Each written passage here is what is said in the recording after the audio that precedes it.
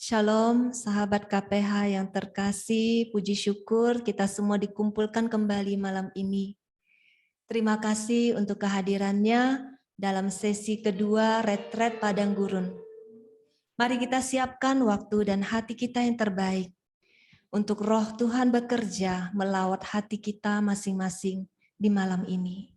Kita hening sejenak.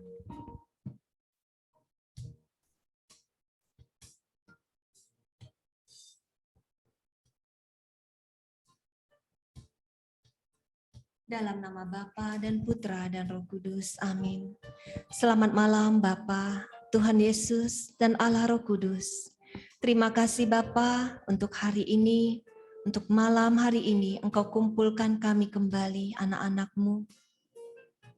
Kami diberi kesehatan dan kami boleh datang kembali untuk memuji dan menyembah-Mu dan juga mendengarkan isi hati-Mu. Terima kasih untuk penyertaan-Mu setiap musim kehidupan kami Tuhan, untuk kasih setia-Mu yang tidak pernah berkesudahan. Mari kita nyatakan, Tuhan selalu menolongku.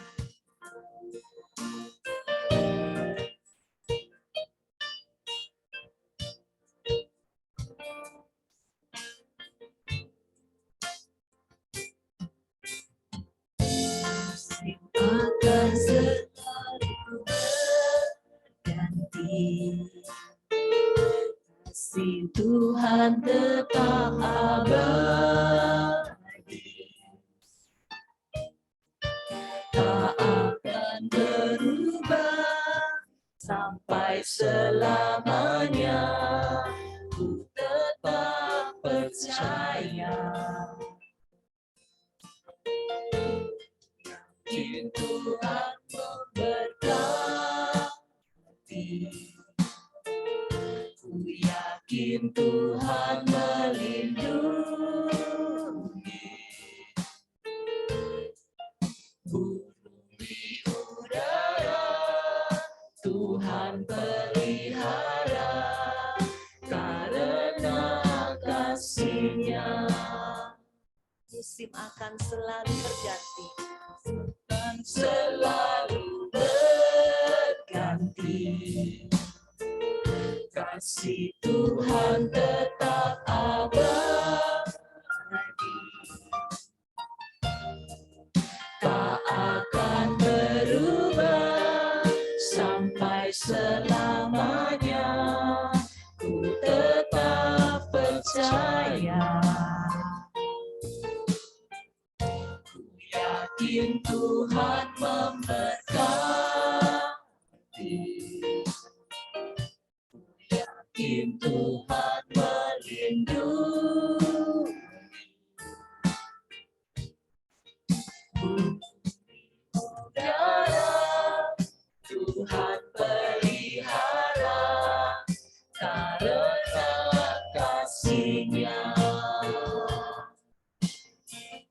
Tuhan selalu menolongku, selalu menjagaku, sehelai rambutku tak akan terjatuh tanpa seizin-Mu. Tuhan selalu menolongku, selalu menjagaku. Dia mengenyangkanku dan peliharaku seumur hidupku. Benar Tuhan, Engkau sungguh Bapa yang setia. Musim boleh selalu berganti, tetapi kasih-Mu selalu abadi. Di dalam setiap musim kehidupan kami, bahkan di padang gurun Tuhan, kami boleh mengalami pertolongan-Mu. Terima kasih Tuhan, terima kasih, karena Engkau selalu menolong kami. Engkau selalu menjaga kami. Terima kasih Tuhan Yesus. Mari kita nyatakan sekali lagi, Tuhan selalu menolongku.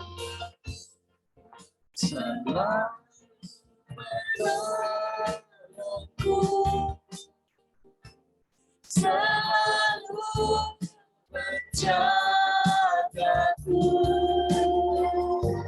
sehelai di rambutku tak akan terjatuh tanpa seizinku.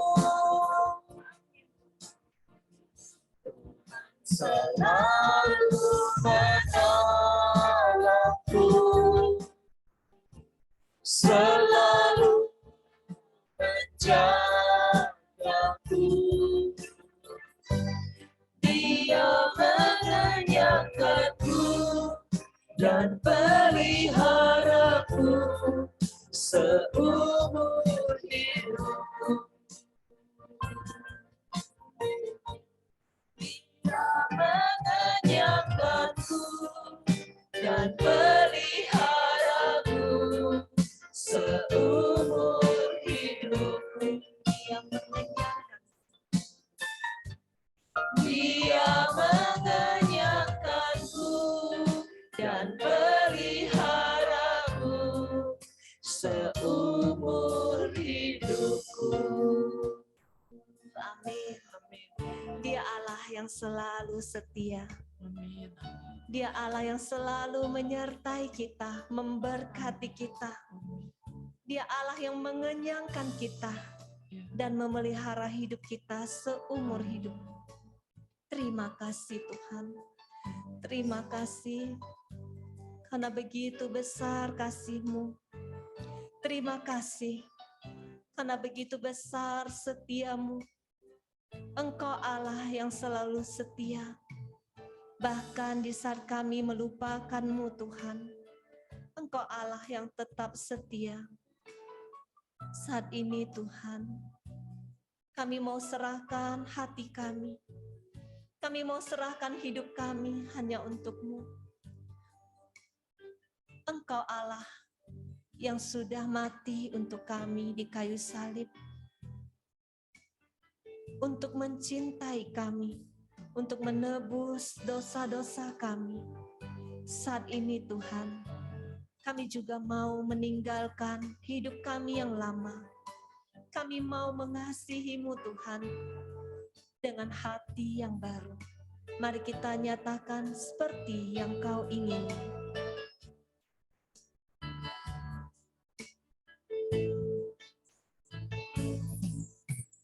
Bukan dengan barang fana Kau membayar dosaku, dengan darah yang mahal. Tiada noda dan celah, bukan dengan emas perak Kau menebus diriku. Oleh segenap kasih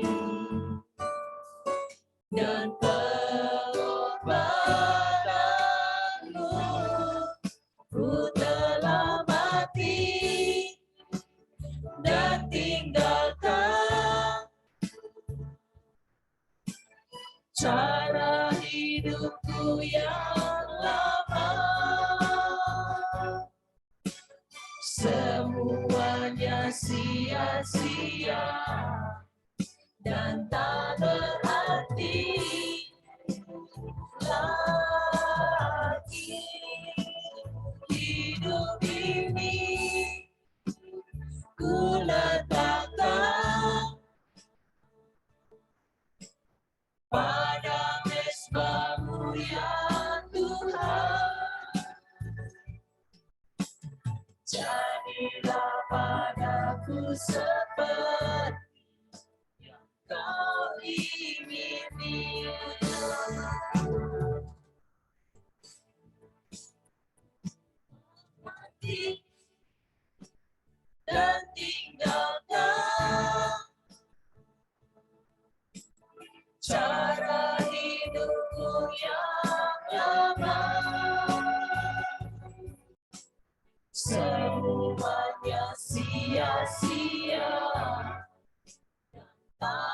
berarti.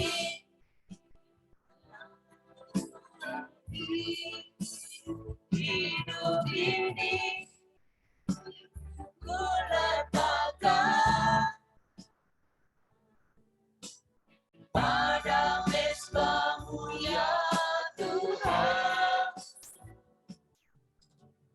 Jadilah padaku seperti yang Kau ingini. Jadilah padaku seperti yang Kau ingini.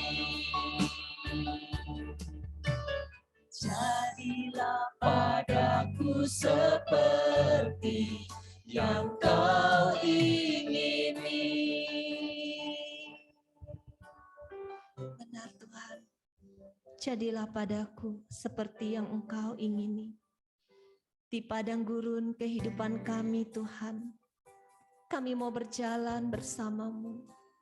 Kami mau Engkau ubahkan Tuhan, dari manusia daging kami menjadi manusia yang baru. Lewat badai pencobaan Tuhan, kami tahu rancangan-Mu yang indah bagi kami. Masa depan yang penuh dengan pengharapan Engkau siapkan buat kami. Mari kita nyatakan di saatku berbeban berat.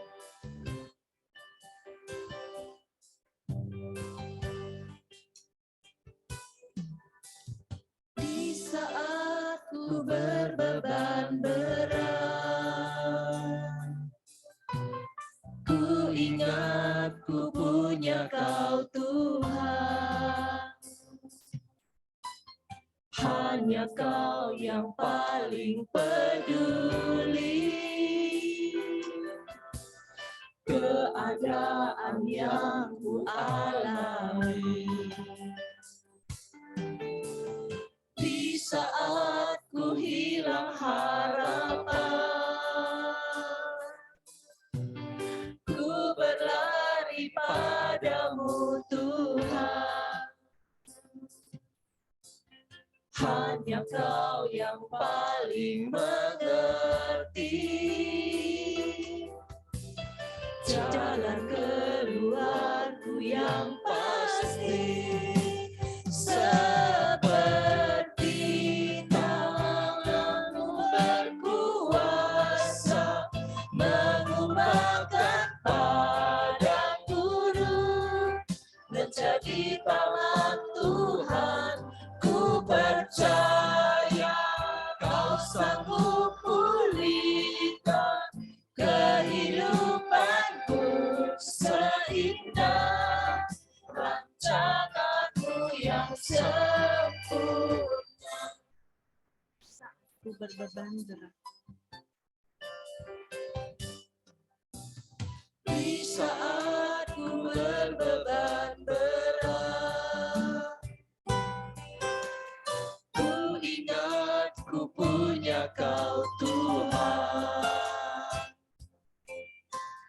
Hanya Kau yang paling peduli keadaan yang ku alami. Di saat ku hilang harapan, ku berlari padamu Tuhan. Hanya Kau yang paling mengerti jalan keluarku yang pasti. Seperti tangan-Mu sanggup mengubahkan padang gurun menjadi taman Tuhan. Ku percaya Kau sanggup pulihkan kehidupanku seindah rancangan-Mu yang sempurna. Seperti tangan-Mu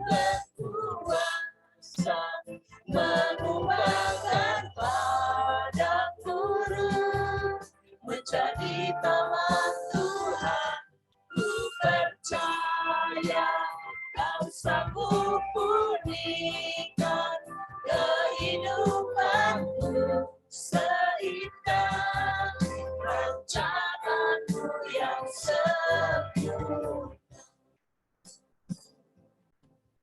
Rancanganmu yang sempurna. Rancanganmu yang sempurna.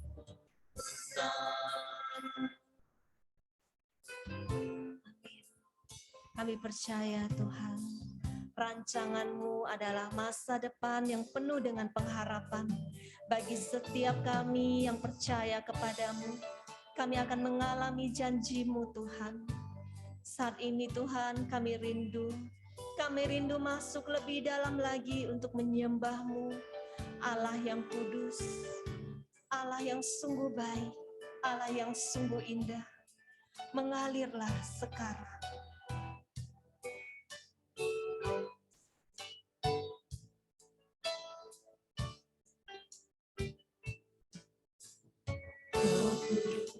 Kau hadir di sini, mengalir dalam pujian kami. Berhembuslah, berkaryalah, Roh Kudus nyatakanlah sekarang. Roh Kudus, Kau hadir di sini, mengalir dalam pujian kami. Berhembuslah, berkaryalah, Roh Kudus nyatakanlah sekarang. Roh Kudus penuhi, Roh Yesus urapi, jamahlah setiap hati kami, mengalirlah sekarang. Kau hadir di sini. Kau hadir di sini, mengalir dalam pujian kami. Berhembuslah, berkaryalah, Roh Kudus nyatakanlah sekarang. Roh Kudus, Kau hadir di sini, mengalir dalam pujian kami. Berhembuslah, berkaryalah, Roh Kudus nyatakanlah sekarang. Roh Kudus penuhi, Roh Yesus urapi, jamahlah setiap hati kami, mengalirlah sekarang. Roh Kudus penuhi, Roh Yesus urapi, jamahlah setiap hati kami, mengalirlah sekarang. Kudus penuhi, Roh Yesus urapi,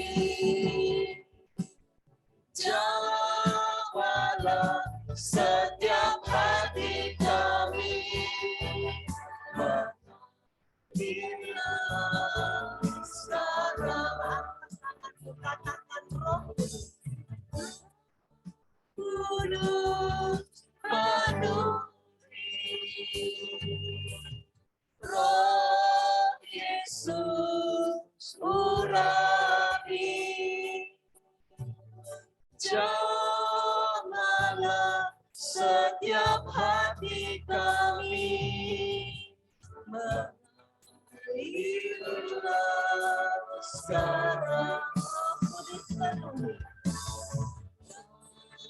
Kudus penuh Roh Yesus urapi, jamahlah setiap hati kami, mengambillah sekarang, mengambillah sekarang, mengambillah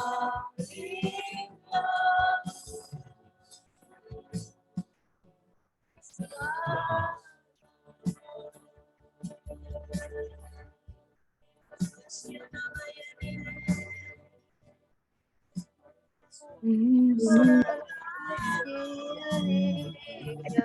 Suaramu sembarangan,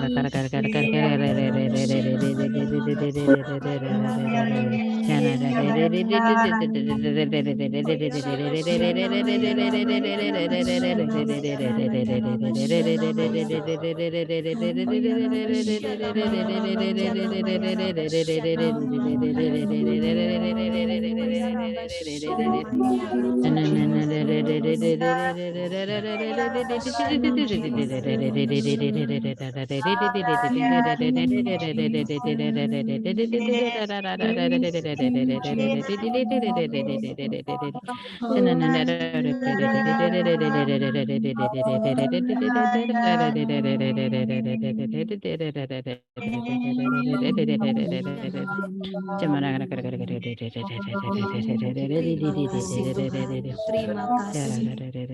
Perawatan-Mu yang sungguh luar biasa malam hari ini. Engkau menjamah setiap hati anak-anak-Mu yang berseru kepadamu.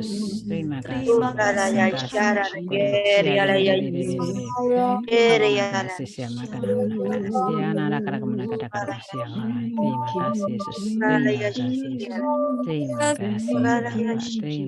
Saat ini Tuhan, kami mau masuk lebih dalam lagi. Kami hanya mau menatap wajah-Mu saat ini Tuhan.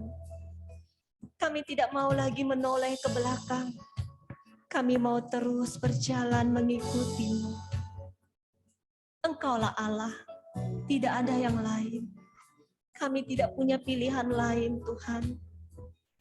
Kami tidak punya pilihan. hanya Engkau satu-satunya Allah di dalam hidup kami. I have decided to follow Jesus.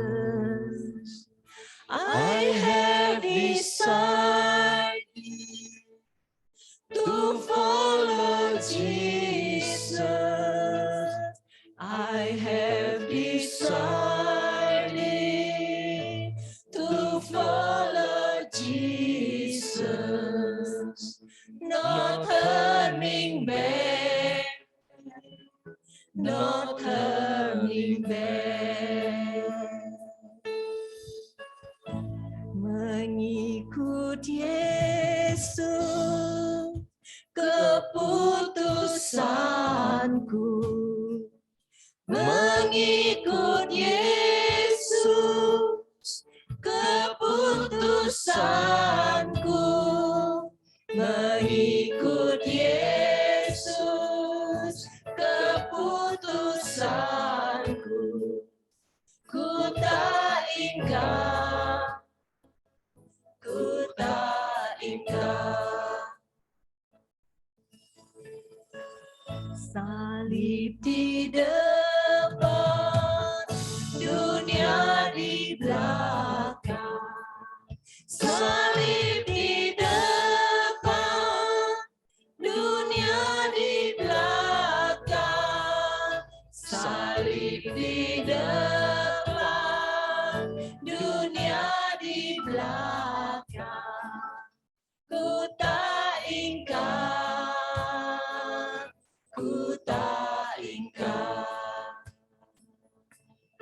tak ingkar, ku tak ingkar, ku tak ingkar, ku tak ingkar. Benar Tuhan, kami mau mengikutimu. Kami mau masuk lebih dalam lagi saat ini untuk mendengarkan perkataan-Mu Tuhan. Janji-janji-Mu. Setiap firman yang keluar dari mulut-Mu Tuhan. Biarlah Engkau pakai kami hamba-Mu ini. Bekerjalah dengan sebebas-bebasnya di dalam diri kami yang tidak ada artinya ini. Kami tidak mampu Tuhan tanpa Roh-Mu. Biarlah Roh-Mu sendiri yang bekerja dengan sebebas-bebasnya. Sampaikan isi hati-Mu kepada setiap anak-anak-Mu yang rindu akan Engkau, yang mau mengikuti-Mu Tuhan. Biarlah Engkau sendiri yang menuntun setiap perjalanan kami dengan firman-Mu. Berfirmanlah ya Tuhan, kami siap mendengarkan-Mu. Amin.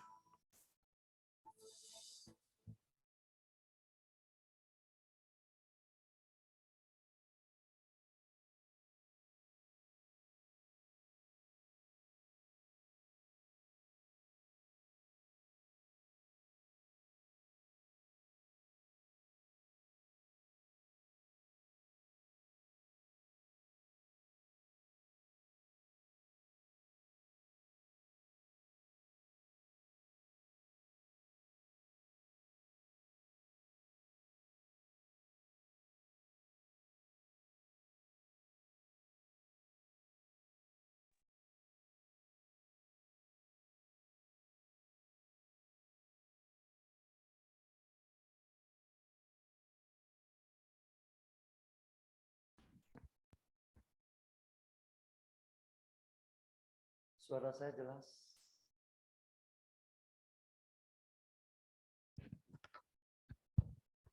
Suara saya jelas?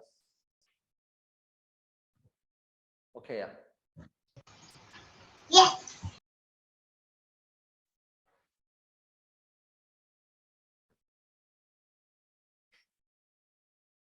Bapak Ibu, kita bersama-sama membuka dari kitab Ulangan. Ulangan 8 ayat 1 sampai 10.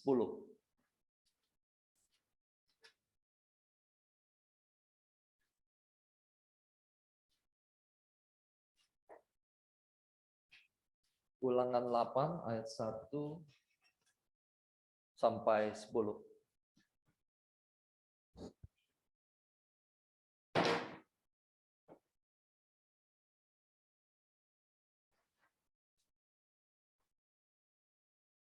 Sudah ketemu?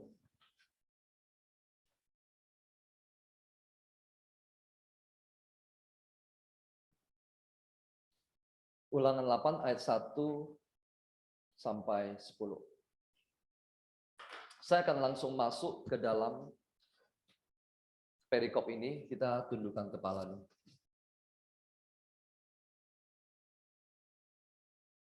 Selamat malam Bapa, Putra, dan Roh Kudus. Pada malam hari ini, kami masuk ke sesi kedua dari retret Padang Gurun. Proses menanggalkan manusia lama kami di Padang Gurun. Tuhan, saat ini Engkau tahu begitu banyak anak-anak-Mu yang sedang berproses, yang sedang bergumul di Padang Gurun. Biarlah apa yang hamba-Mu sampaikan pada malam hari ini boleh menjadi kekuatan bagi mereka. Boleh menjadi penuntun bagi mereka. Saat ini Tuhan, kami memohon kuasa Roh Kudus-Mu untuk menjamah setiap di antara kami. Tanpa urapan Roh Kudus-Mu, hamba-Mu tidak dapat berkata-kata. Tanpa urapan Roh Kudus-Mu, anak-anak-Mu tidak dapat mendengarkan suara. Singkapkanlah misteri kerajaan surga pada malam hari ini.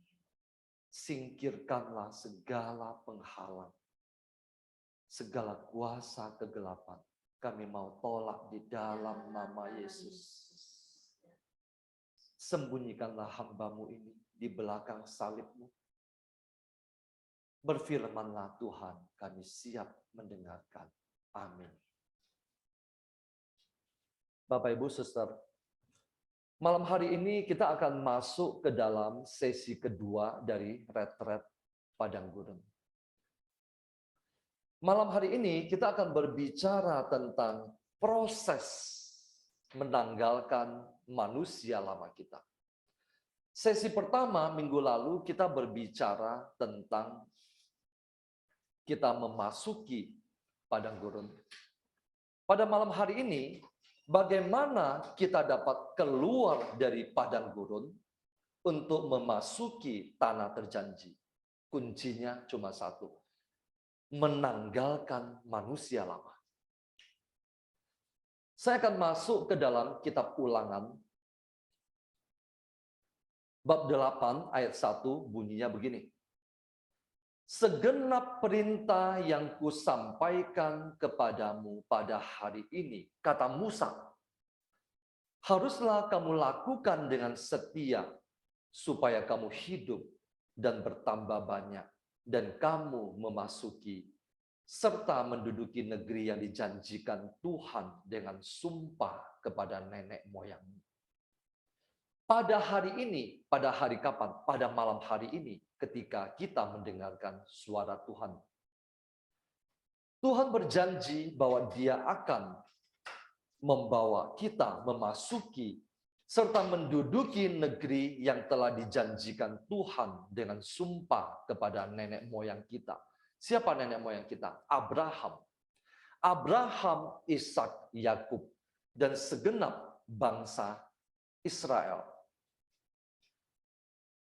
Ingatlah kepada seluruh perjalanan yang kau lakukan atas kehendak Tuhan Allahmu di Padang Gurun selama 40 tahun ini, dengan maksud merendahkan hatimu dan mencobai engkau untuk mengetahui apa yang ada dalam hatimu, yakni apakah engkau berpegang pada perintahnya atau tidak.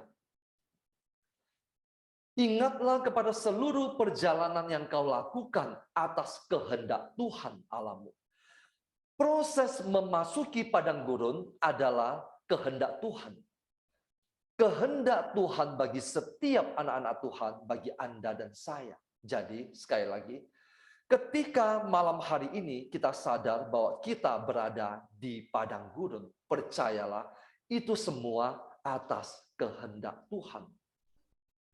Setiap kehendak Tuhan memiliki tujuannya. Tujuannya apa? Tujuannya merendahkan hatimu dan mencobai engkau untuk mengetahui apa yang ada dalam hatimu, apa yang ada di dalam hati kita. Yakni apakah engkau berpegang pada perintahnya atau tidak. Tuhan yang pertama-tama berinisiatif, berkehendak membawa kita memasuki padang gurun kehidupan ini. Dengan maksud apa? Untuk merendahkan hati kita. Kenapa merendahkan hati kita? Karena kita angku, kita sombong, kita tinggi hati, meskipun kita menjadi budak dosa. Jadi, proses di padang gurun ini untuk memurnikan kembali hati kita, merendahkan kembali hati kita. Setelah sekian puluh tahun atau ratus tahun, kita hidup dalam kesombongan, keangkuhan, meskipun pada hakikatnya kita adalah budak dari dosa. Kita adalah budak dari dosa, tetapi kita hidup dalam keangkuhan dan kesombongan. Ayat ketiga, jadi ia merendahkan hatimu. Sekali lagi, ia merendahkan hatimu. Membiarkan engkau lapar dan memberi engkau makan mana yang tidak kau kenal dan yang tidak dikenal oleh nenek moyangmu. Untuk membuat engkau mengerti bahwa manusia hidup bukan dari roti saja, tetapi manusia hidup dari segala yang diucapkan Tuhan. Bangsa Israel menyantap makanan enak di Mesir, meskipun mereka budak. Menyantap makanan enak. Di padang gurun ini, Tuhan izinkan mereka mengalami kelaparan. Supaya apa? Supaya mereka mencari Tuhan. Meminta pertolongan kepada Tuhan. Untuk apa? Untuk meminta makanan. Dan mereka akan diberi makanan yang baru. Bukan makanan seperti yang mereka santap 430 tahun di Mesir, tetapi ini adalah sebuah makanan yang baru. Kenapa disebut sebagai makanan baru? Karena makanan ini tidak dikenal oleh mereka, juga tidak dikenal oleh nenek moyang mereka. Karena makanan ini adalah makanan yang turun dari surga. Untuk membuat engkau mengerti tujuannya, bahwa manusia hidup bukan dari roti saja, tetapi manusia hidup dari segala yang diucapkan Tuhan. Manusia hidup bukan dari roti saja. Artinya apa? Manusia tidak hidup dari makanan jasmani saja. Manusia juga tidak hidup dari mana surgawi. Bukan hidup dari mana surgawi. Perhatikan baik-baik di sini. Manusia tidak hidup dari roti yang melambangkan makanan jasmani. Dia juga tidak hidup dari mana surgawi. Tetapi dia hidup semata-mata dari perkataan Tuhan. Kenapa? Mana surgawi turun dari surga karena perkataan Tuhan, karena firman Tuhan. Tanpa firman Tuhan yang memberikan perintah kepada mana surgawi itu tidak turun dari surga.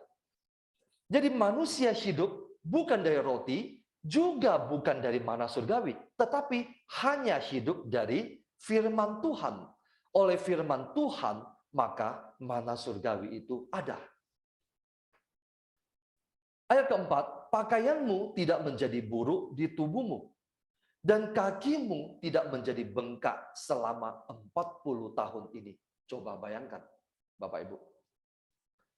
40 tahun bangsa Israel berproses di padang gurun dengan mengenakan pakaian yang sama. Nanti di kitab Ulangan bab 29 juga dikatakan 40 tahun lamanya aku memimpin kamu berjalan melalui padang gurun. Pakaianmu tidak menjadi rusak di tubuhmu dan kasutmu tidak menjadi rusak di kakimu. Coba bayangkan. 40 tahun bangsa Israel menggembala di padang gurun dengan memakai pakaian yang sama. Dengan memakai kasut yang sama. Tidak mengalami kerusakan sedikit pun. Itu adalah tanda penyertaan Tuhan. Pakaianmu tidaklah menjadi buruk di tubuhmu, dan kakimu tidaklah menjadi bengkak selama 40 tahun ini. Ayat kelima, maka haruslah engkau insaf bahwa Tuhan Allahmu mengajari engkau seperti seseorang mengajari anaknya. Proses padang gurun adalah proses seorang bapa, orang tua mengajari anaknya.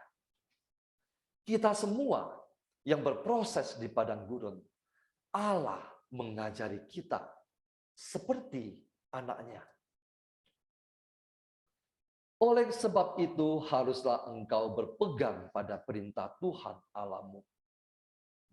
Dengan hidup menurut jalan yang ditunjukkannya, dan dengan takut akan Dia. Sebab Tuhan Allahmu membawa engkau masuk ke dalam negeri yang baik. Suatu negeri dengan sungai, mata air, dan danau yang keluar dari lembah-lembah dan gunung-gunung. Suatu negeri yang penuh dengan mata air. Artinya apa? Suatu negeri dengan sumber kehidupan. Suatu negeri dengan gandum dan jelainya, dengan pohon anggur, pohon ara, dan pohon delimanya. Suatu negeri dengan pohon zaitun dan madunya. Semua itu adalah melambangkan kemakmuran dan kesejahteraan. Ayat 9. Suatu negeri di mana engkau akan makan roti dengan tidak usah berhemat, di mana engkau tidak akan kekurangan apapun. Suatu negeri yang batunya mengandung besi, dan dari gunungnya akan kau gali tembaga, Bapak Ibu. Ketika saya merenungkan ayat ini, saya baru memahami apa yang Yesus katakan. Aku datang supaya kamu mempunyai hidup dan mempunyainya dengan segala kelimpahan. Itulah tujuan kedatangan Tuhan. Itulah tujuan Tuhan menciptakan kita hidup dalam segala kelimpahan. Suatu negeri di mana engkau akan makan roti dengan tidak usah berhemat. Di mana engkau tidak akan kekurangan apapun juga. Coba bayangkan betapa indahnya tempat itu. Tanah terjanji yang diperuntukkan bagi Anda dan saya kalau kita sudah lulus melewati padang gurun. Artinya apa? Tanah terjanji. Artinya semua janji Tuhan akan tergenapi dalam hidup kita. Sesudah kita melewati padang gurun. Ayat ke-10, dan engkau akan makan dan akan kenyang. Maka engkau akan memuji Tuhan Allahmu karena negeri yang baik yang diberikannya kepadamu itu. Betapa indah negeri ini. Betapa indah semua yang Tuhan sediakan kepada kita. Betapa indah janji-janji Tuhan. Tetapi semua itu baru bisa tergenapi dalam hidup kita ketika Anda dan saya sudah sukses menanggalkan manusia lama, kemudian memasuki tanah terjanji. Bapak Ibu, sekarang saya mau mengajak kita untuk masuk lebih dalam. Semua pengalaman yang saya bagikan ini adalah proses yang saya lewati. Seperti yang minggu lalu saya sampaikan, saya mencatat satu persatu poin-poin yang saya alami. Proses menanggalkan manusia lama di padang gurun, sesi kedua pada malam hari ini. Manusia lama menuju kepada manusia baru.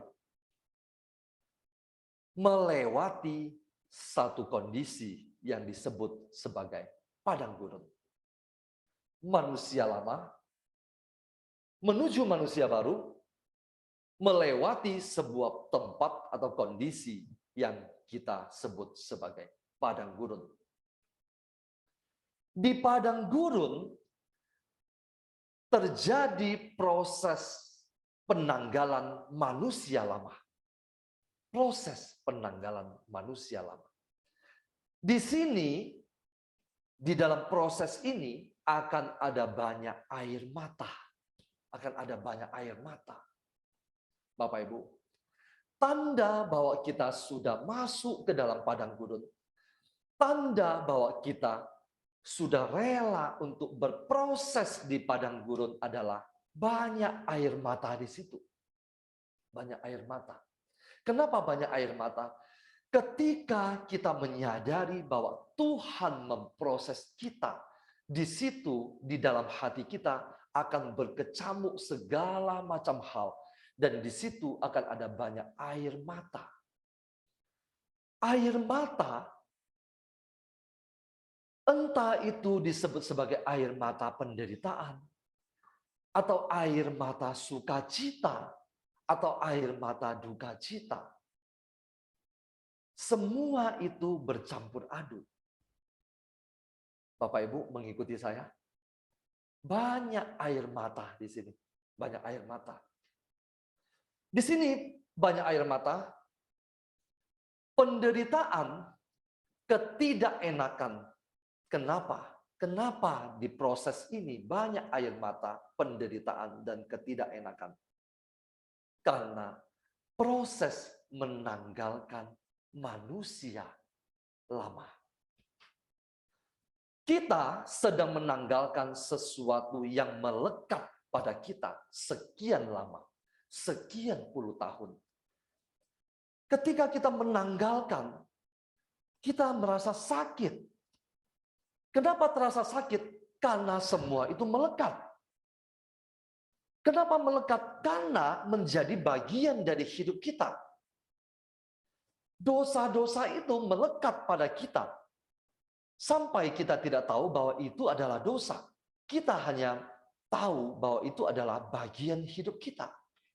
Sekarang di padang gurun ini adalah proses untuk kita atas kehendak Tuhan menanggalkan itu semua. Proses menanggalkan itu sakit. Kalau Bapak Ibu pernah melihat ular berganti kulit, prosesnya lama dan sakit. Proses lama dan sakit. Apa yang kita tanggalkan, Bapak Ibu? Kesombongan kita. Keangkuhan kita. Dulu, kalau saya mau pecat karyawan saya tinggal panggil, hari ini kamu saya pecat. Dia tanya, kenapa saya dipecat? Saya nggak usah kasih tahu alasannya, saya tidak suka cara kerja kamu, makanya sekarang saya pecat. Hari ini juga kamu pergi dari hadapan saya. Kesombongan. Kesombongan.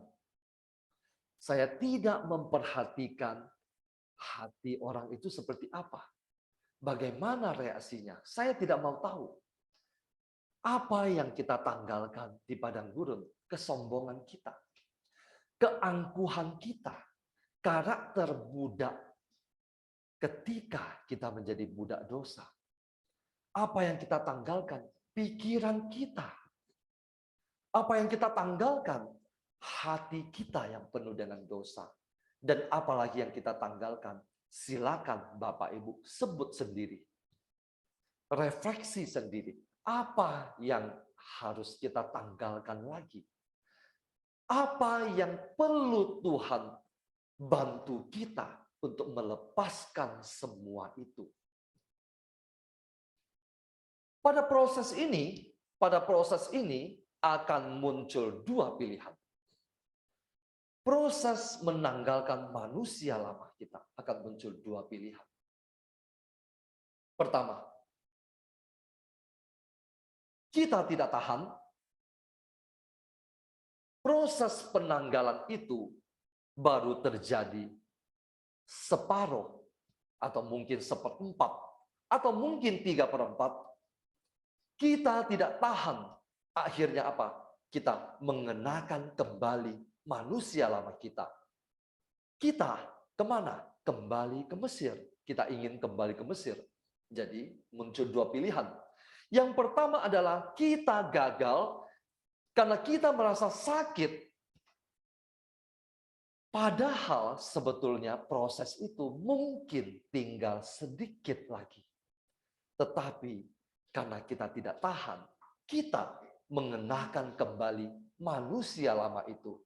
Dan kita bertekad, saya ingin kembali ke Mesir. Meskipun saya menjadi budak, tetapi saya bisa makan enak. Saya bisa menikmati hidup. Itulah hidup saya. Yang kedua adalah kita sukses menanggalkan seluruh manusia lama kita.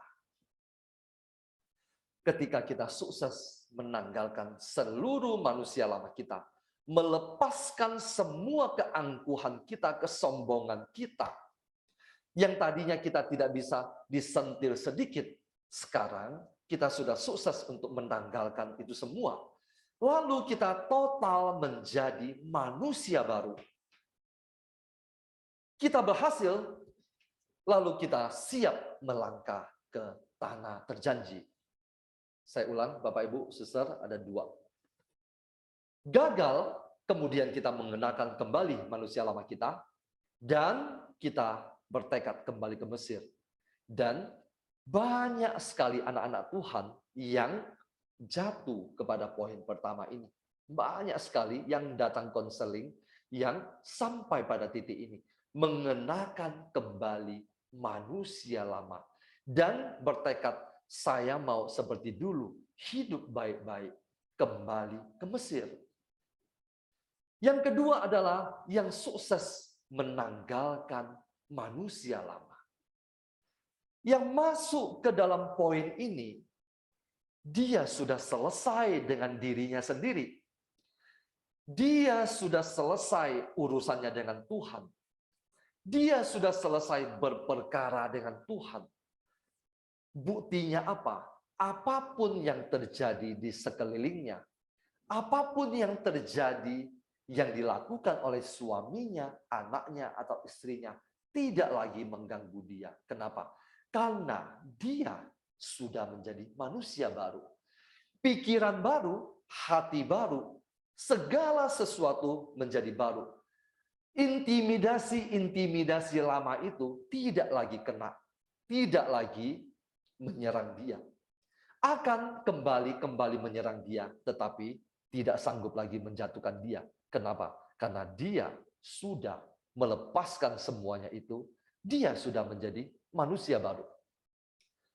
Pada tahap inilah banyak anak-anak Tuhan mulai melangkah untuk memberikan diri masuk ke dalam pelayanan, atau kemudian dia mulai dipakai oleh Tuhan secara luar biasa. Proses di padang gurun, sekali lagi ingat baik-baik Bapak Ibu, adalah sebuah proses. Proses menanggalkan manusia lama adalah sebuah proses. Karena itu adalah proses, maka ada waktunya, ada masanya. Semua itu akan berakhir ketika proses menanggalkan manusia lama kita selesai.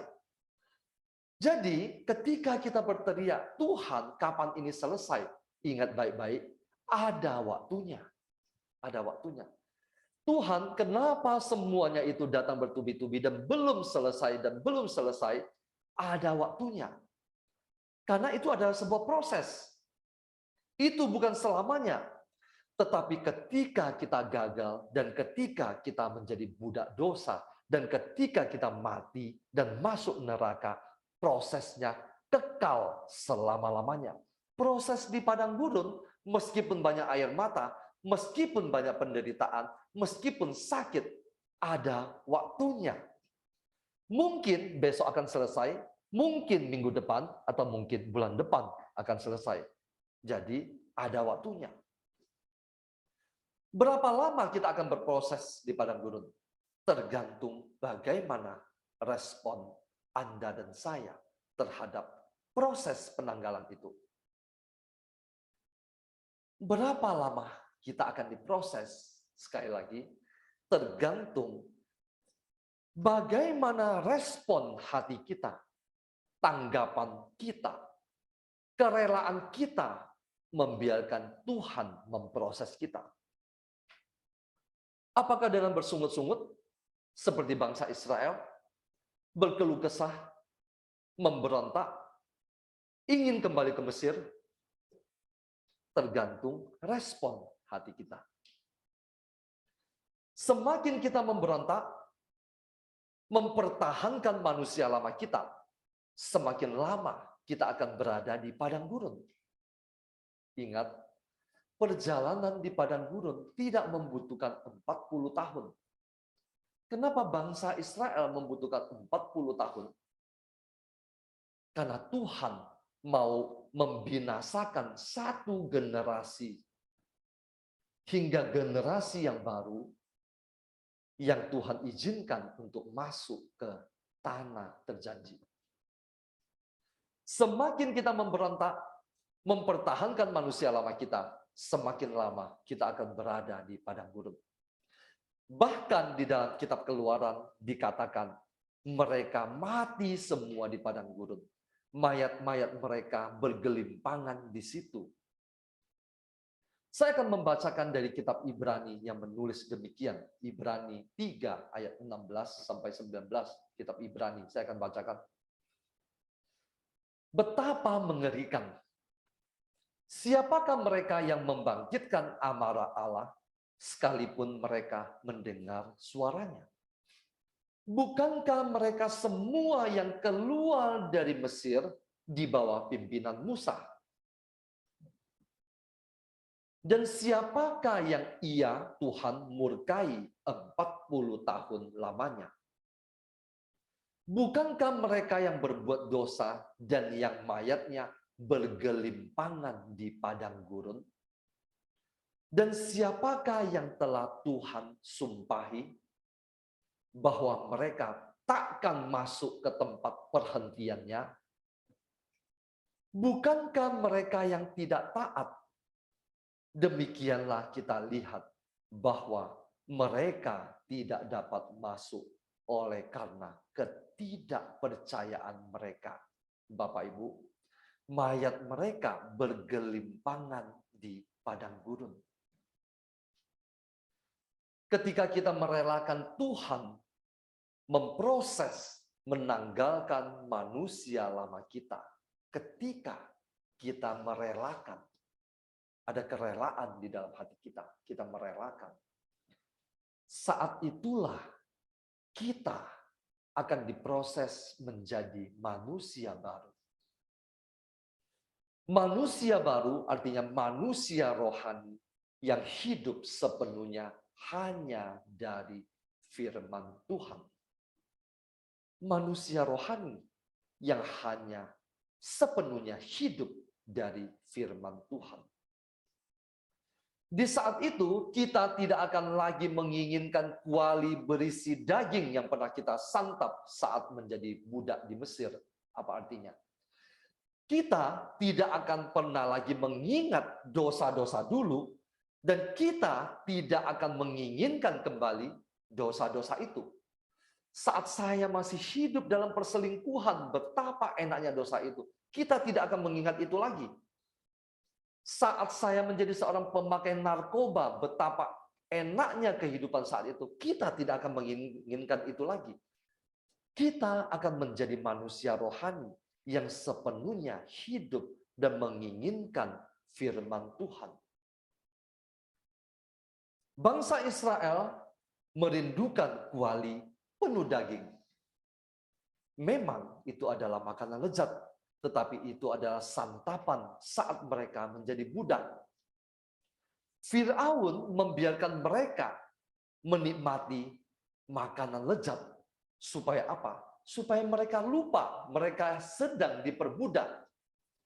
Itu yang kita alami. Iblis membuat kita menikmati dosa itu. Supaya apa? Supaya kita lupa bahwa kita sedang diperbudak dan terikat oleh dosa. Mereka merindukan santapan. Mereka rindu kembali menjadi budak. Semua itu menyedihkan hati Tuhan. Akhirnya mereka mati semua di padang gurun satu generasi. Ketika Yesus berada di padang gurun, dia berkata, mengutip kitab Ulangan yang tadi kita baca, Yesus mengatakan demikian. Manusia hidup bukan dari roti saja, tetapi dari setiap firman yang keluar dari mulut Allah. Firman yang keluar dari mulut Allah. Lewat firman-Nya Allah sanggup menurunkan roti surgawi untuk menjadi santapan kita. Di padang gurun, sekali lagi, santapan kita hanya firman Tuhan. Saat Bapak Ibu sedang berproses, Bapak Ibu harus hidup dari firman Tuhan. Setiap hari bergumul dengan firman Tuhan sampai proses di padang gurun ini selesai. Saat kita diproses, pergumulan demi pergumulan seolah-olah tak kunjung usai. Cobaan iblis datang silih berganti. Bapak Ibu, Yesus pun mengalami hal yang sama. Kitab Markus mencatat demikian di dalam Markus 1 ayat 13. Di padang gurun itu Yesus tinggal 40 hari lamanya, dicobai oleh iblis. Ia berada di sana di antara binatang-binatang liar dan malaikat-malaikat melayani dia. Cobaan iblis, binatang liar, kesulitan-kesulitan yang menyakitkan. Namun di tengah-tengah itu ada malaikat-malaikat yang melayani Yesus. Bapak Ibu, di tengah pergumulan yang menyakitkan Anda dan saya, Allah tetap mengutus malaikat-malaikatnya untuk melayani kita. Melindungi kita. Di saat-saat tersulit dalam pergumulan hidup kita, justru disitulah Allah paling banyak berbicara kepada kita. Tanda bahwa Anda dan saya dituntun masuk oleh Tuhan di padang gurun. Tanda bahwa kita sedang diproses adalah banyak air mata. Tetapi tanda penyertaan Tuhan adalah di situ Tuhan berbicara paling banyak. Sebelum kita masuk ke padang gurun, mungkin kita tidak mendengar suara Tuhan begitu banyak. Tetapi di dalam proses itu, ketika kita merelakan Tuhan memproses kita, di situ Tuhan paling banyak berbicara kepada kita. Jadi, di padang gurun, kita harus banyak bergumul dengan firman Tuhan. Di saat tersulit, Tuhan berbicara begitu banyak kepada kita. Karena itu, di padang gurun, fokus dan perhatian kita hanya tertuju kepada Dia. Sekali lagi, hanya tertuju kepada Tuhan. Kita tidak melihat sekeliling kita, tidak melihat suami, istri, dan anak-anak kita. Fokus kita hanya kepada Tuhan. Sekali lagi, padang gurun adalah sebuah proses. Karena itu, semua akan berakhir. Malam hari ini, saya mau membagikan 3 poin. Bagaimana kita dapat melewati proses di padang gurun ini. Saya akan membagikan 3 poin. Yang pertama, poin pertama, rendahkanlah dirimu di hadapan Tuhan. Poin pertama, rendahkanlah dirimu di hadapan Tuhan. Tanpa merendahkan diri di hadapan Tuhan, kita tidak bisa diproses. Ketika kita masuk ke padang gurun, kita masih masuk dengan kesombongan. Saya bukan orang berdosa, saya baik-baik saja, saya tidak membutuhkan Tuhan. Maka saat itu Tuhan tidak bisa memproses kita. Dia baru bisa memproses kita. Kita baru bisa sukses menanggalkan manusia lama kita. Poin pertama yang paling penting adalah rendahkanlah dirimu di hadapan Tuhan. Poin pertama. Poin kedua adalah relakanlah Tuhan menanggalkan manusia lamamu. Yang pertama, rendahkan dirimu. Yang kedua adalah relakanlah Tuhan menanggalkan manusia lamamu. Ada kerelaan di dalam hati kita. Relakanlah, jangan memberontak, jangan bersungut-sungut. Relakan Tuhan memproses Anda dan saya. Ketiga, hiduplah hanya dari firman Tuhan. Bagaimana caranya supaya kita bisa segera keluar dari padang gurun? Hiduplah hanya dari firman Tuhan. Hanya dari firman Tuhan. Dari setiap perkataan yang diucapkan Tuhan. Jadi saya ulangi 3 poin. Rendahkanlah dirimu di hadapan Tuhan. Relakanlah Tuhan memproses Anda. Hiduplah hanya dari firman Tuhan. Selamat berproses. Selamat menanggalkan manusia lama kita. Selamat terus melangkah ke tanah terjanji. Kenapa kita harus terus melangkah? Kita hanya akan masuk ke tanah terjanji atau kita akan mati di padang gurun. Kita tidak punya kesempatan untuk kembali ke Mesir. Terima kasih. Tuhan Yesus memberkati.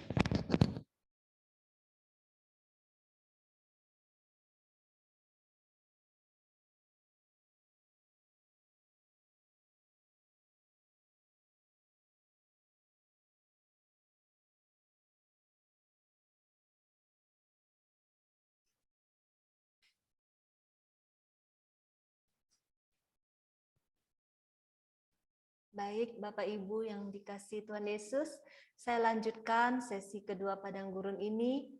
Tuhan yang mengizinkan kita masuk ke padang gurun dengan tujuan, kita sudah baca dari kitab Ulangan tadi, kitab Ulangan 8 ayat 2 dikatakan dengan maksud merendahkan hatimu.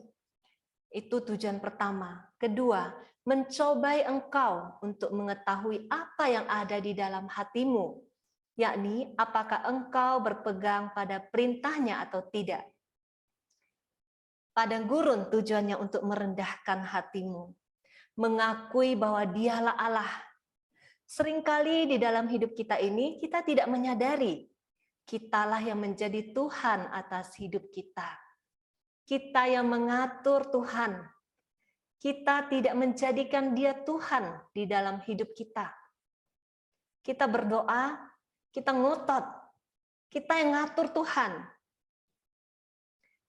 Kita lupa bahwa kita adalah hamba ciptaannya.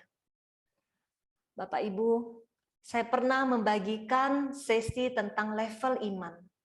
Di situ ada iman anak, iman murid, iman hamba, iman mempelai, sampai kepada iman sahabat. Padang gurun inilah Tuhan sedang mengajarkan kita mempunyai iman hamba. Merendahkan diri kita, menanggalkan segala kesombongan, keangkuhan, dan ego kita, dan meninggalkan manusia lama kita. Yang kedua tadi dikatakan, padang gurun untuk mencobai engkau. Apakah untuk mencobai engkau, untuk mengetahui apa yang ada di dalam hatimu, yakni apakah engkau berpegang pada perintahnya atau tidak, untuk mengetahui apa yang ada di dalam hatimu. Apakah Tuhan tidak tahu apa yang ada di dalam hati kita? Sehingga dia harus melihatnya di padang gurun.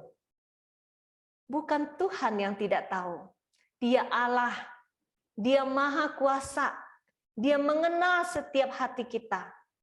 Kita yang tidak tahu. Kita yang tidak mengenal diri kita sendiri, bahkan hati kita. Tuhan mengenal hati kita lebih dari diri kita mengenal diri kita sendiri.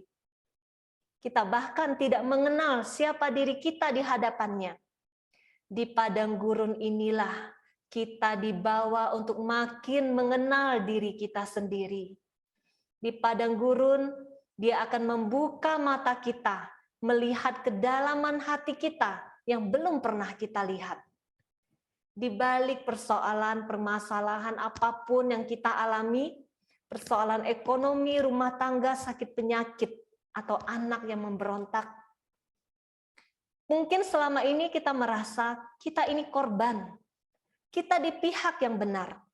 Orang lainlah yang salah. Merekalah yang menyebabkan hidup kita menderita. Di padang gurun, dia akan membuka mata hati kita. Sesungguhnya kita pun banyak melakukan kesalahan. Sesungguhnya kita pun banyak andil dalam semua permasalahan yang terjadi di dalam kehidupan kita.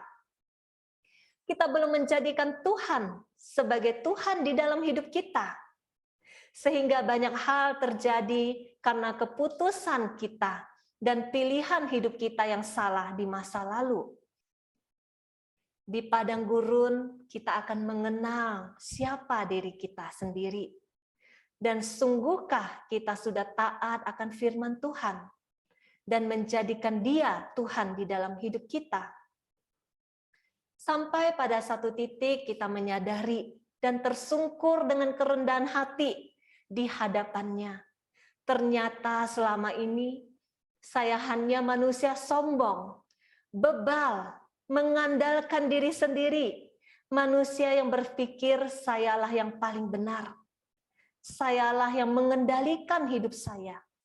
Sayalah Tuhan dalam hidup saya. Setelah kita mengenal diri kita sendiri, dosa-dosa kita, kelemahan-kelemahan kita, Tuhan mulai membawa kita, memurnikan gambar diri kita. Bahwa Dialah Allah dan kita ini hambanya. Kita bukan budak dosa. Kita bukan hamba dosa. Kita ini milik Tuhan, anak kesayangannya. Di padang gurun, Dia sedang membawa iman kita naik level. Iman yang semakin dimurnikan. Di iman murid, kita belajar secara teori. Bukunya adalah Alkitab. Firman Tuhan. Kita belajar dengan membaca dan merenungkannya setiap hari.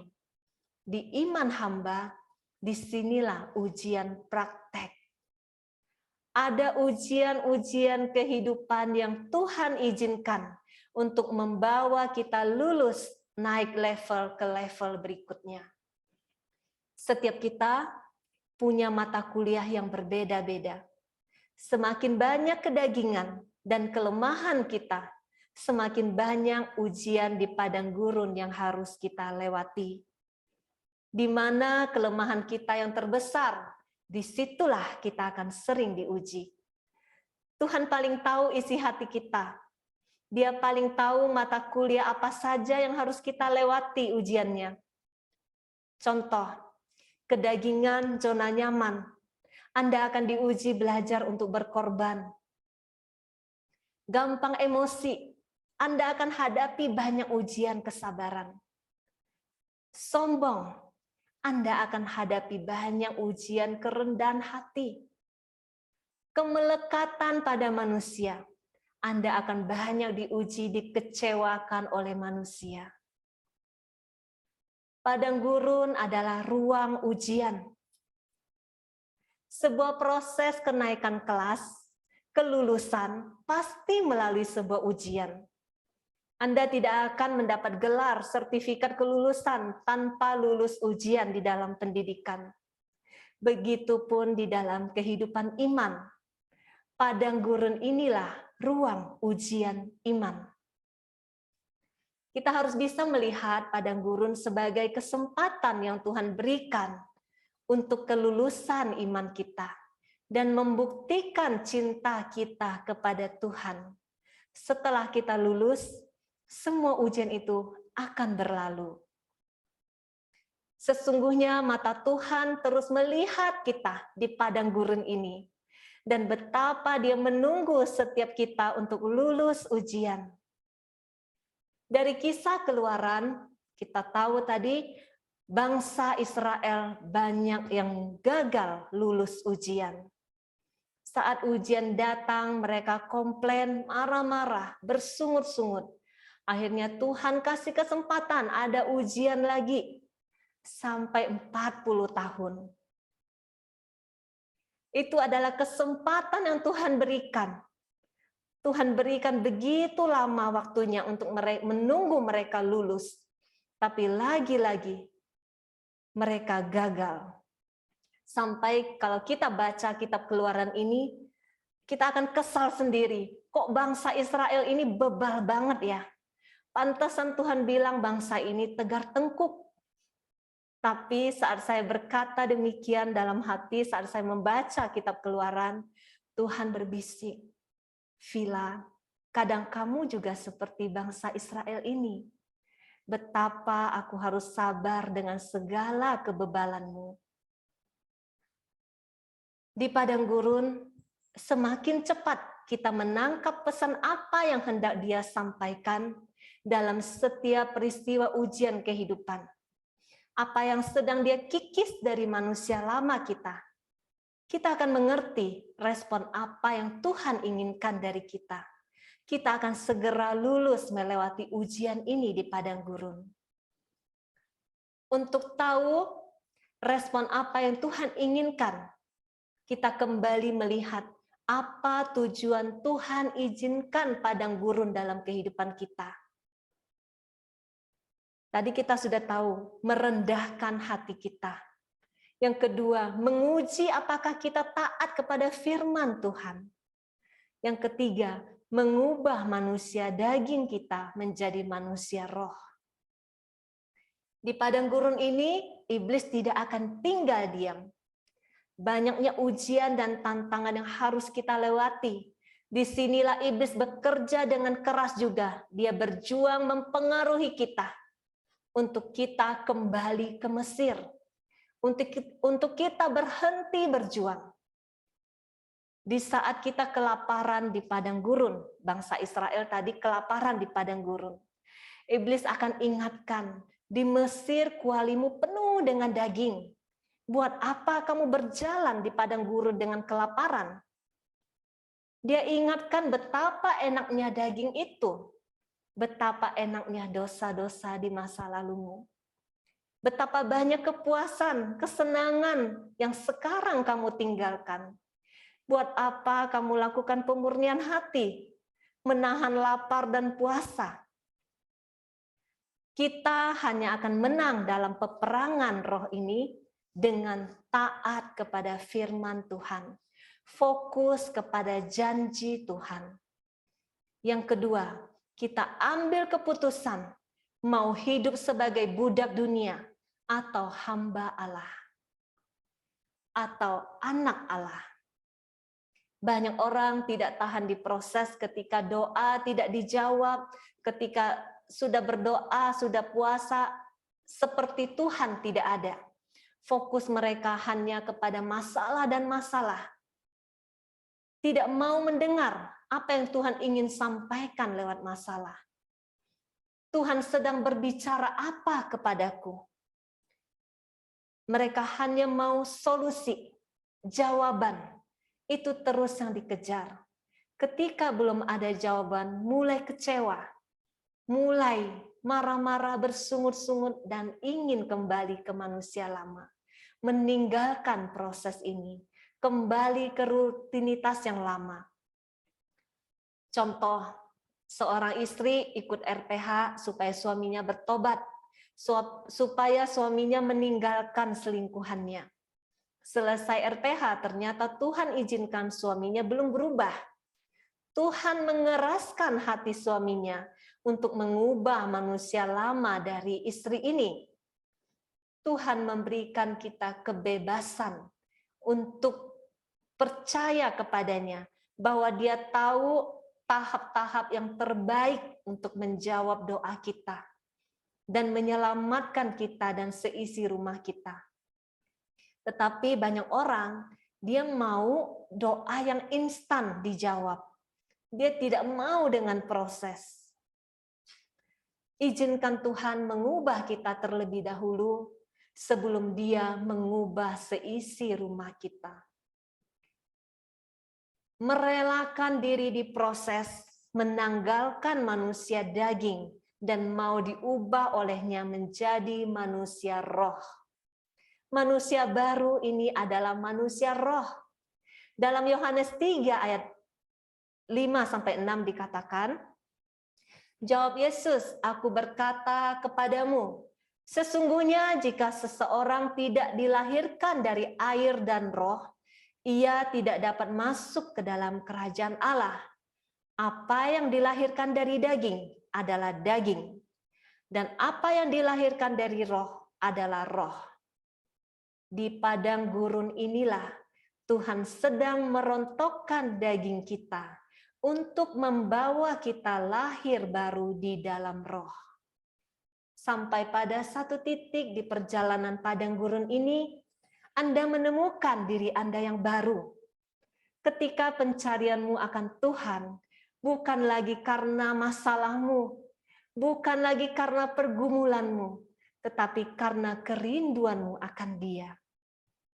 Ketika ketaatanmu pada Tuhan bukan lagi karena terpaksa taat, tetapi taat karena cinta kepada Allah. Di level ini jugalah Anda akan melihat perjalanan ini bukan padang gurun, tetapi taman Tuhan. Iman yang naik level ini seiring dengan penanggalan manusia daging menjadi manusia roh, yang akhirnya menghasilkan buah roh di Galatia 5:23.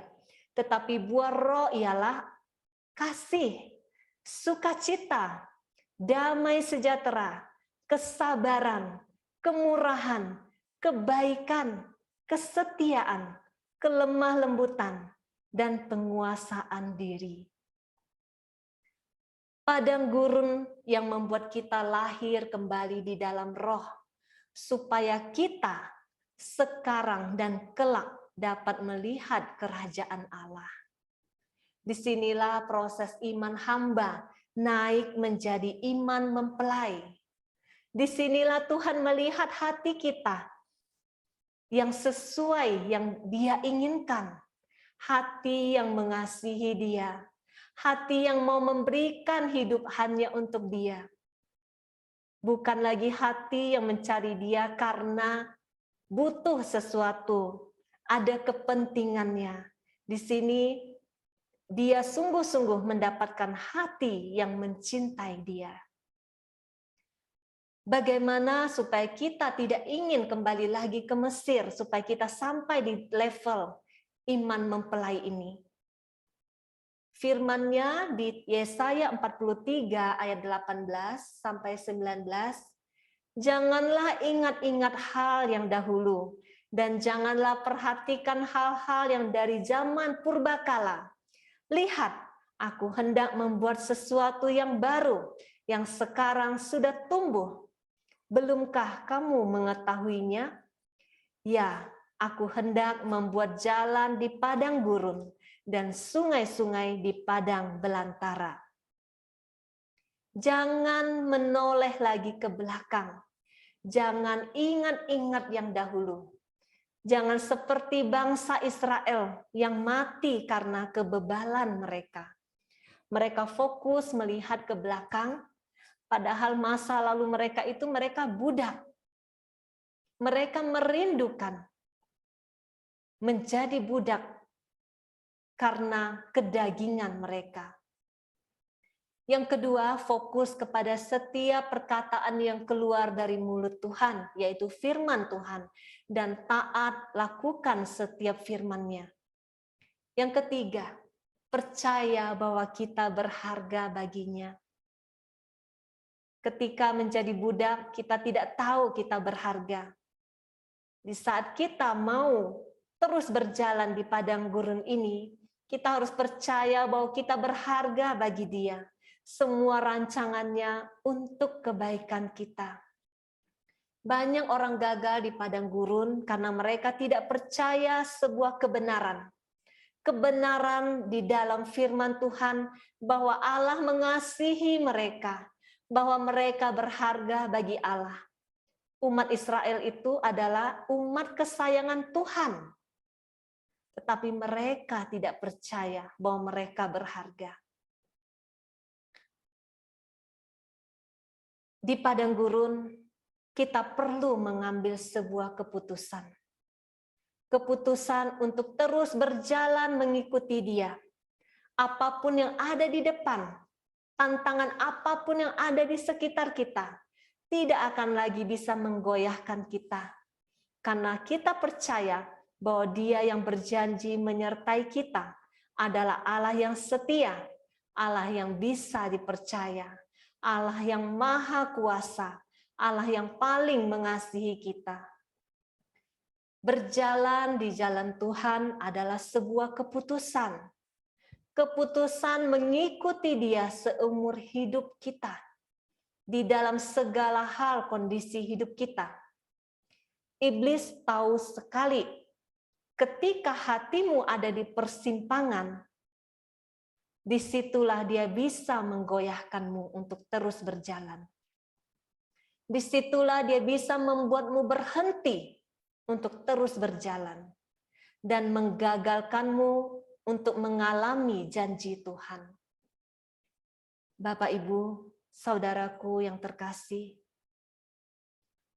mari kita renungkan, kita pejamkan mata kita. Ada di mana posisi hati kita di dalam perjalanan padang gurun ini? Mungkin saat ini padang gurunmu berat. Kakimu sudah penuh dengan luka dan terseret-seret. Mungkin nafasmu sudah sesak untuk terus melangkah. Mungkin kamu merasa sendirian, ditinggalkan di padang gurun ini, dan tidak ada yang berjalan bersamamu. Mungkin air matamu sudah kering karena tangisan bertahun-tahun, dan engkau belum melihat tanah Kanaan. Engkau belum melihat taman Tuhan. Malam ini Tuhan Yesus bertanya kepadamu, anakku, masih maukah engkau terus berjalan bersamaku? Masih percayakah engkau kepadaku? Jika engkau masih percaya kepadanya, jika engkau masih mau terus berjalan bersamanya, angkat tanganmu saat ini, katakan, aku mau Tuhan, aku mau terus berjalan. Sebut namamu masing-masing, katakan, Vila mau Tuhan, Vila mau mengikutimu. Sebut namamu masing-masing, katakan pada Tuhan, aku mau Tuhan, aku mau terus berjalan.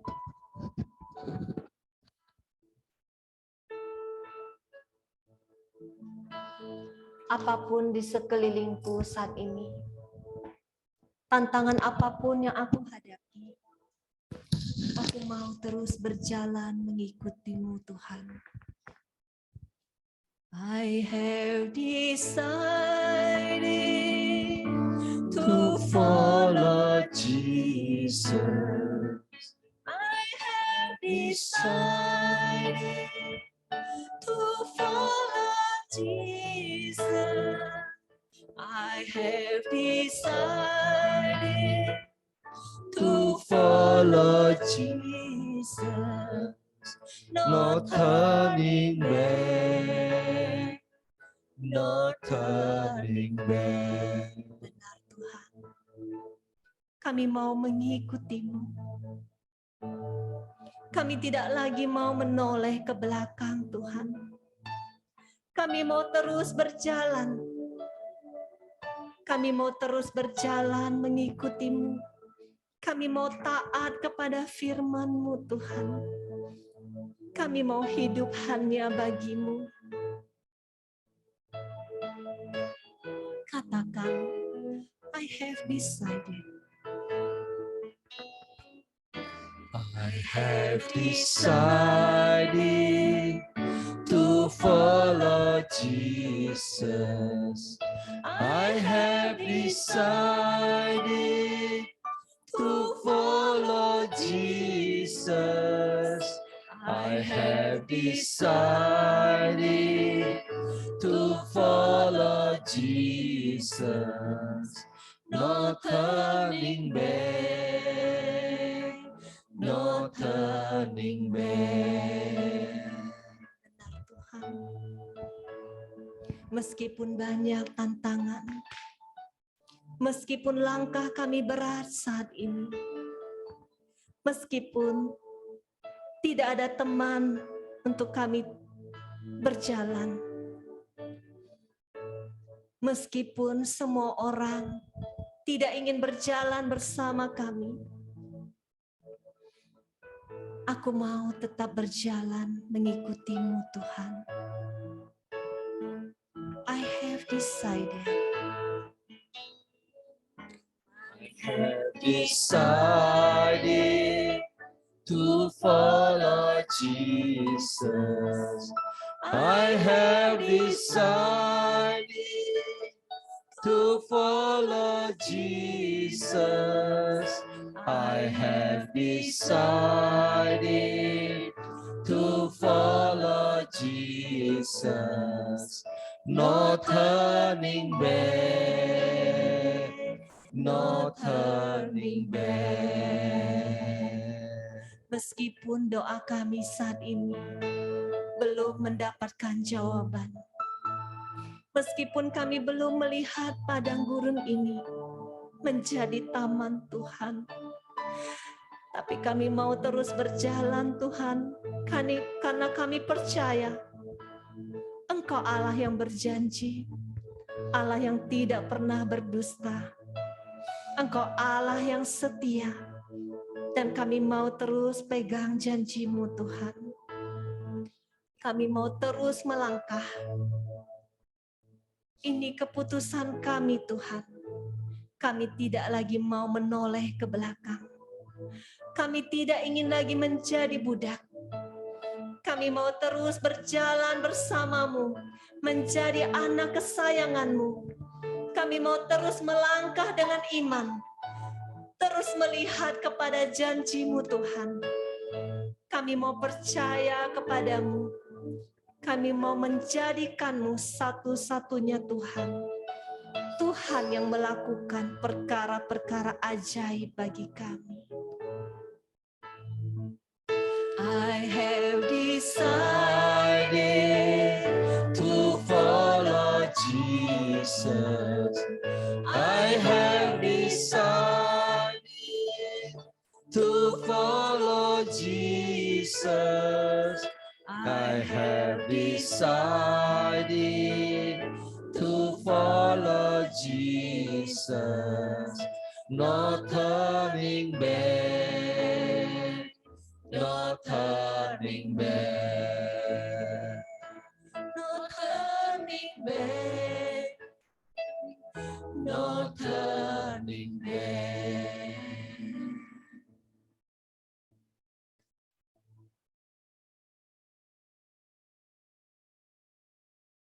Kami percaya Tuhan, kami akan melihat kemuliaan demi kemuliaan. Kami akan melihat kemenangan demi kemenangan. Kami semua yang ada di sini Tuhan, kami percaya kami akan masuk ke dalam tanah terjanji. Kami akan mengalami janji-Mu tergenapi di dalam kehidupan kami. Amin, amin. Terima kasih Tuhan. Mari kita nyanyikan sekali lagi Padang Gurun menjadi taman Tuhan. Kita nyanyikan dengan penuh iman bahwa suatu hari kita akan melihat padang gurun ini menjadi taman Tuhan.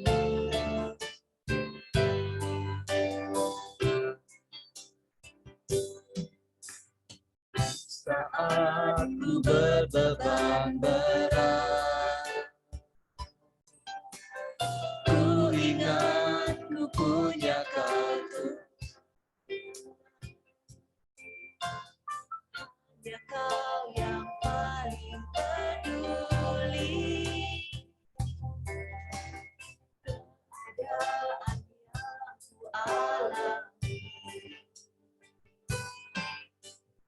Di saat ku hilang harapan, ku berlari padamu Tuhan. Hanya Kau yang paling mengerti jalan keluarku yang pasti. Seperti kamu menguatkan padaku menjadi taman Tuhan. Ku percaya Kau sanggup memberikan kehidupanku seindah rancangan-Mu yang sempurna.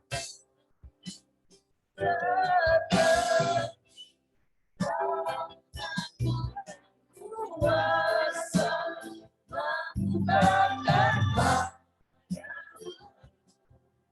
menjadi taman Tuhan. Percaya Kau sanggup memberikan kehidupan seindah rancangan-Mu yang sempurna. Rancangan-Mu yang sempurna.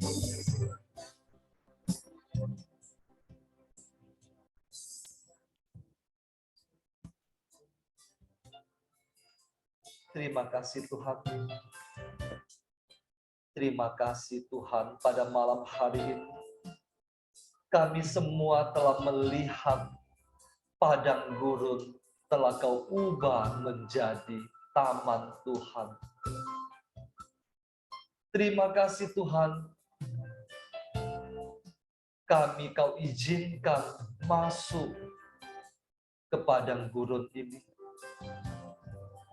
Disinilah tempat kami menjadi manusia baru. Disinilah tempat kami dilahirkan kembali. Kami tidak memiliki pilihan lain. Kami hanya akan terus melangkah dan terus melangkah sampai ke tanah terjanji. Atau kami akan mati binasa di padang gurun. Kami tidak memiliki pilihan lagi Tuhan. Saat ini Tuhan, hamba-Mu berdoa kepada setiap jiwa-jiwa, kepada anak-anak-Mu yang sedang bergumul saat ini. Engkau memberikan kekuatan kepada mereka. Engkau perintahkan air keluar dari batu karang bagi mereka untuk memuaskan dahaga mereka. Engkau memberitakan mana surgawi turun dari surga untuk memuaskan kelaparan mereka. Di padang gurun ini, kami hanya hidup dari setiap apa yang Engkau ucapkan. Terima kasih Tuhan, terima kasih Tuhan. Terima kasih Tuhan. Saat ini Tuhan, kami mau mendoakan semua wujud-wujud doa yang telah masuk.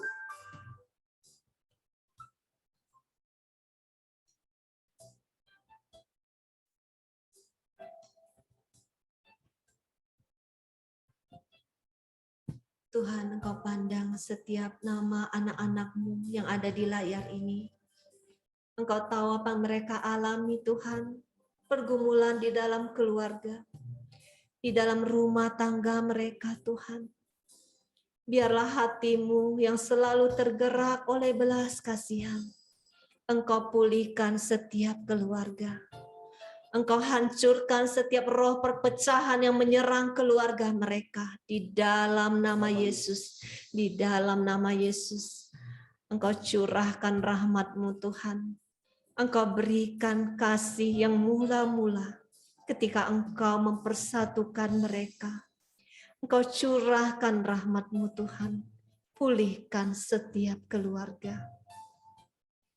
Kami juga mau berdoa Tuhan, untuk setiap anak-anak-Mu yang berteriak minta tolong. Mereka butuh jalan keluar di dalam perekonomian mereka. Mereka membutuhkan berkat-Mu Tuhan yang turun dari surga. Mereka membutuhkan terobosan.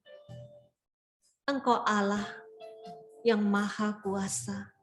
Bagi-Mu tidak ada yang mustahil. Biarlah Engkau yang membukakan jalan bagi setiap anak-anak-Mu. Engkau yang mencurahkan berkat-berkat-Mu Tuhan, bagi setiap anak-anak-Mu yang berteriak minta tolong. Engkau penuhi kebutuhan mereka, di dalam nama Yesus, di dalam nama Yesus. Terima kasih Tuhan. Kami juga mau berdoa untuk setiap anak-anak-Mu yang berseru kepadamu saat ini. Mereka yang sedang terikat dengan kuasa kegelapan. Mereka yang sedang menjadi tawanan Tuhan. Pandang anak-anak-Mu ini. Tolonglah mereka Tuhan. Engkau Allah yang sanggup untuk membebaskan mereka dari segala kuasa-kuasa yang mengikat mereka. Saat ini kami satukan hati kami. Semua kuasa-kuasa yang bukan berasal daripadamu. Kuasa-kuasa kegelapan. Enyahlah di dalam nama Yesus. Di dalam nama Yesus. Di dalam nama Yesus. Engkau Allah yang sanggup membebaskan anak-anak-Mu.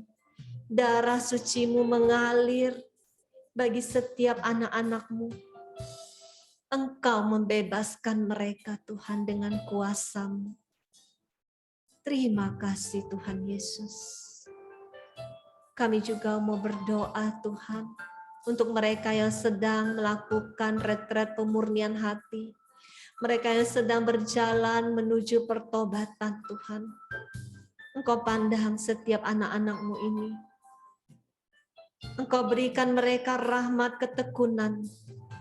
Berikan mereka kerinduan untuk tetap setia berjalan bersama-Mu. Tetap setia melakukan 5 senjata ini untuk memurnikan hati mereka. Sehingga mereka boleh mengalami perjumpaan dengan Engkau sendiri. Di dalam nama Yesus kami berdoa. Terima kasih Tuhan Yesus, terima kasih. Kami juga mau berdoa Tuhan. Untuk setiap anak-anak-Mu yang sedang sakit saat ini. Engkau pandang mereka Tuhan. Mereka di dalam ketidakberdayaan fisik mereka. Mereka yang sedang sakit dan berteriak minta tolong. Curahkanlah rahmat kesembuhan yang datang dari Engkau. Engkau dokter di atas segala dokter. Tidak ada penyakit yang tidak sanggup Engkau sembuhkan Tuhan. Engkau jamah satu persatu anak-Mu yang namanya tertera di layar ini. Engkau sembuhkan mereka dengan darah-Mu yang kudus. Di dalam nama Yesus sembuh. Segala sakit penyakit enyah di dalam nama Yesus. Di dalam nama Yesus. Di dalam nama Yesus. Terima kasih Tuhan. Terima kasih untuk semua pelayan-Mu Tuhan, dan juga kami, dan juga semua anggota keluarga kami. Semua anggota keluarga dari tim pelayan kami, tim doa, tim saat teduh, dan juga fas. Biarlah Engkau tutup bungkus kami semua dengan darah suci-Mu. Tidak ada satupun kuasa yang sanggup untuk menghalangi kami berjalan di dalam pekerjaan-Mu Tuhan. Biarlah kuasa-Mu dinyatakan di dalam pelayanan kami ini. Dan kami boleh berjalan seturut dengan rencana-Mu. Dan biarlah kemuliaan-Mu boleh dinyatakan di dalam komunitas ini.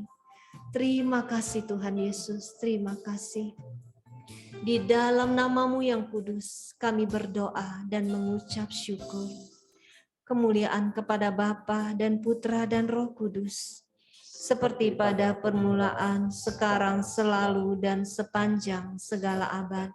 Amin. Dalam nama Bapa dan Putra dan Roh Kudus. Amin. Kita foto dulu ya. Christine bisa, atau siapa salah satu bisa membantu foto dulu. Ya, bisa. Sebentar. Ini ada 5 slide ya. Slide pertama, oh bentar. Udah siap? Hitung, Satu, dua, tiga. Oke, layar kedua. 1, 2, 3. Oke, layar ketiga. Masih banyak yang belum open cam. Bisa saya tunggu. Oke, 1, 2, 3. Layar keempat. 1, 2, 3. Layar kelima. 1, 2, 3. Oke, terima kasih. Oke,